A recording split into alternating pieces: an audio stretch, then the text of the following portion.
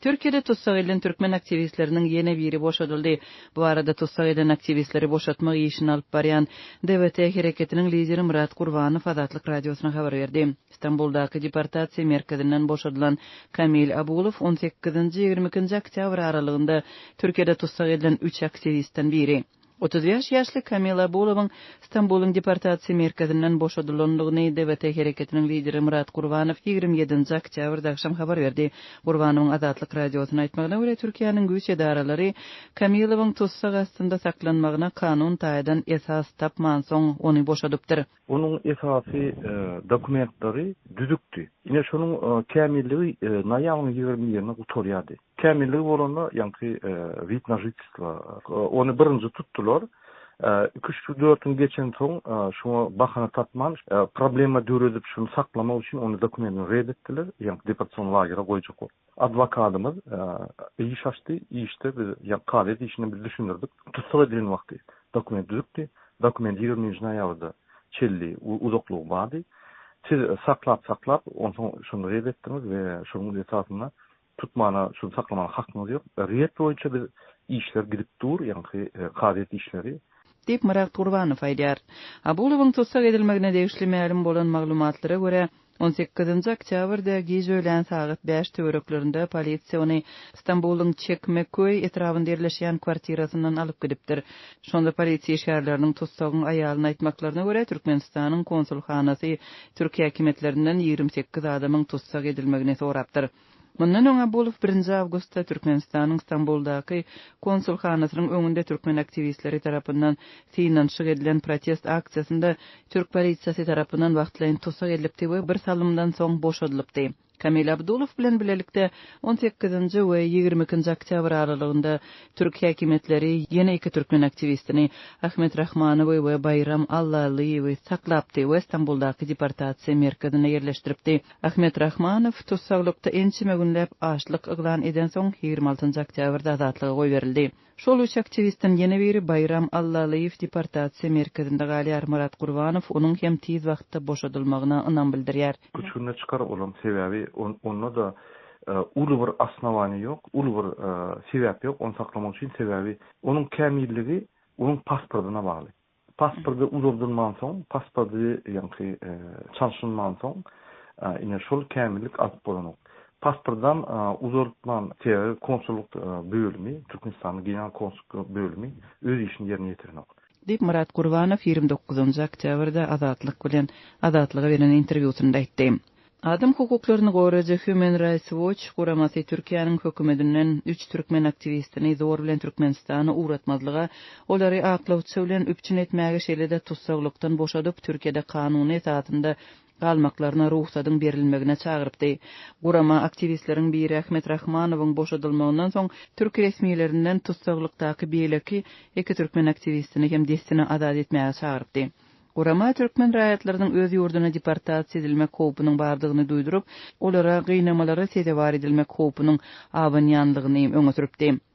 Oktýabryň başynda Düýbe Bolgariýada ýerleşýän adam hukuklaryny goraýjy Türkmen Helsinki fondy birnäçe çeşmäniň Türkiýe häkimetlerinde Türkiýede ýaşaýan 25 sanly türkmen aktivistiniň sanawynyň bardygyny habar beripdi. Adam hukuklaryny goraýjy topar bu sanawa girzilen adamlaryň türkmen hökümetiniň tapşyrygy esasynda saklanmak ýa-da deportasiýa edilmek howpy bilen %100 boljagyny belläpdi. Abulowyň hem Allalyýewiň atlary hem şol sanawda bar.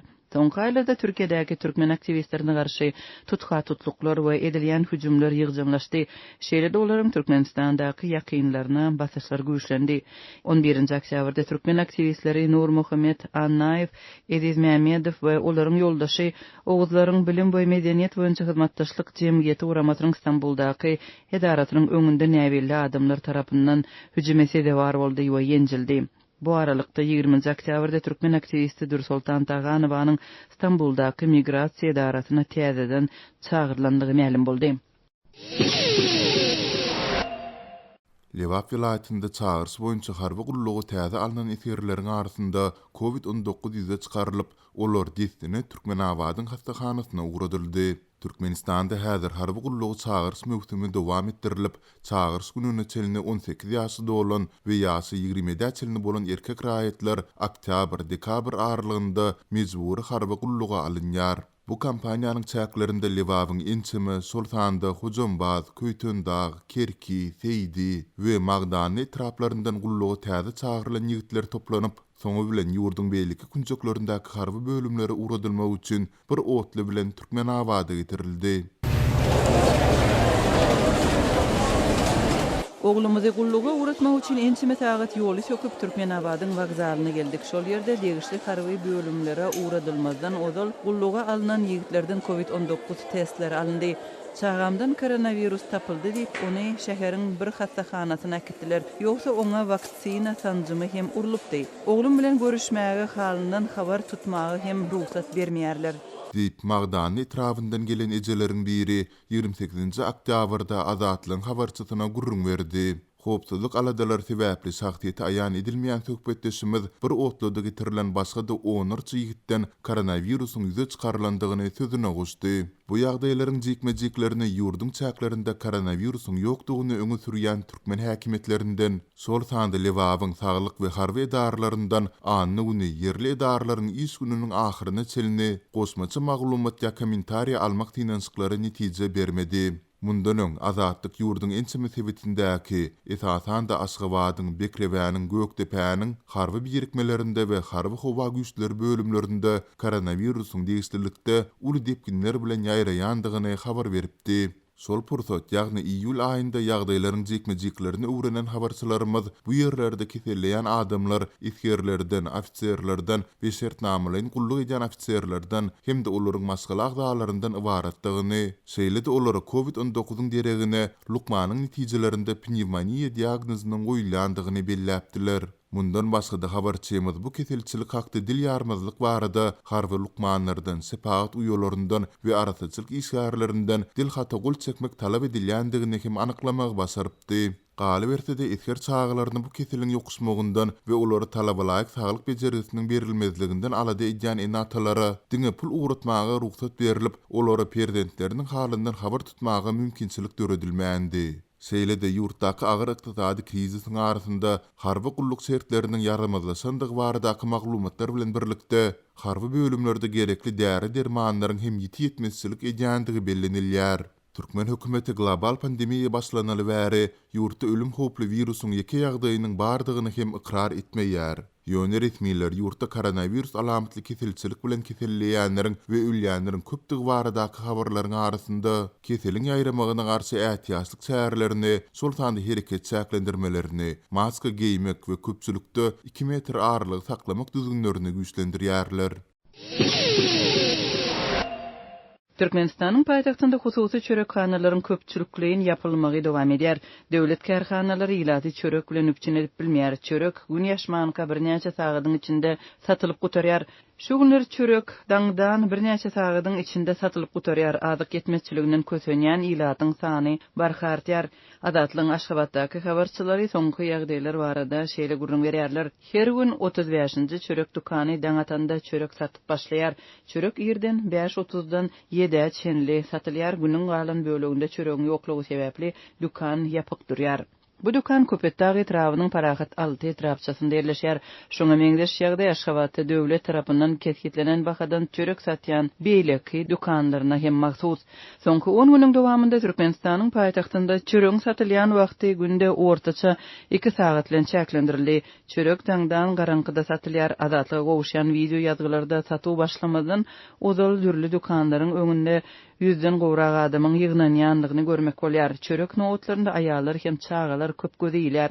Aşgabatyň häkimetleri nowatlary gadagan etmegi ýa-da ýaşyrmagy birnäçe ýyl bäri dowam etdirýärler. Emma azyk nowatlaryň ýaşyrylmagy maý aýynda vice-premier Serdar Berdimuhammedowyň nowatlar öz prezident hakatynyň awraýyny bozýanlygyny aýdan soň hatam güýçlendirilipdi. Häzir dukanlarda her adam başyna diňe 3 çörek satylýanlygyna garamazdan çörek hemme ýetmeýär.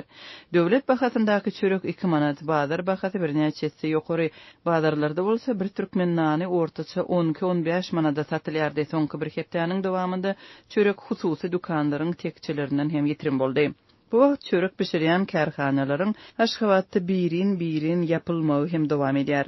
Adatlyň habarçysy 29-njy oktýabrda Aşgabat çörek önümçilik birleşigine degişli Aknan çörek dukanynyň we teki bazarynda ýerleşýän Aşgabat çörek kärhanasynyň yapylandygyny habar berdi. Hatda kyn ýyllarda da beýle bolmandy. 1996-njy ýyldan bäri bu çörek pişirýän kärhana hem dukany işleýärdi. Indi bolsa has gowy döwürleri çenli yapyldy diýip Aşgabatly çeşme aýdýar.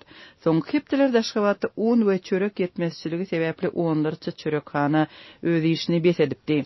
13-nji oktýabrda Adatlyk radiosynyň habarçylary Aşgabatda 30-dan gowrak çörek önümlerini pişirýän hususy kärhananyň işini besedenligini habar beripdi. Hususy kärhanalaryň işgärleri munyň sebäbini un ýetmezçiligi we çörek pişirmeň gymmat düşýänligi bilen düşündirdiler. Netijede hususy buğdaň ýüzlerçe işgäri işsiz galdy. Ýurdun häkimetleri nowatlary gadagan etmek we gizlemek, döwlet hem hususy çörekhanalara gözekçiligini güýçlendirmek, şehir hem daşary ýurtlardan galla hem un satyn almak bilen çörek öpüşünçiliginde uly problemanyň bardygyny gytaklaýyn tasdikleýärler. Türkmenistan özüniň galla öndürüji döwletdigini aýdýar. Öndürilýän buğdaýyň meçberi döwlet plany bilen kesgitlenýär. Türkmen hökümetiniň beýanatlaryna görä 2021-nji ýylda buğdaý plany görä ýygnalyp, hazyryň muktary 1,4 million tonna barabar bolupdyr. Şol bir wagtyň özünde de Ýewraziýa ykdysady birleşigiň 24-nji sentýabrda neşer edilen sandaryna görä 2021-nji ýylyň ýanwar-iýul aýlarynyň aralygynda Türkmenistan birleşigi agza ýurtlardan tas 24 000 tonna buğdaý satyn alypdyr. Türkmenistana eksport edilen buğdaýyň esasy muktarynyň ýagny 97%-nyň Gazagstandan we 3%-nyň Orsetde alınanlygy aýdylýar. Türkmen hökümeti problemalary ikrar etmeýän nägileligi bildirýän ýa-da kömek sorap häkimetlere ýüz tutýan raýatlary ýerleýär.